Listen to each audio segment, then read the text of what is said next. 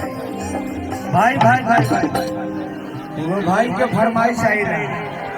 हर की पकड़ है बनमुआ में रस बड़ी होला एगो सखी अपना साथी से बात करके सखी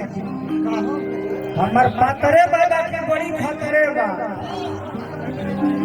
पतरे बाबा की पढ़ले छतरे बा अपना सखी से बनाई कर करी मरद कह तरी करी कि हमरा पिया बात के बनो ना डोरा किसे भगवान से भरा थोड़ा थोड़ा हर की हमरा सजनवा तो लागे धोरा हर कल बताले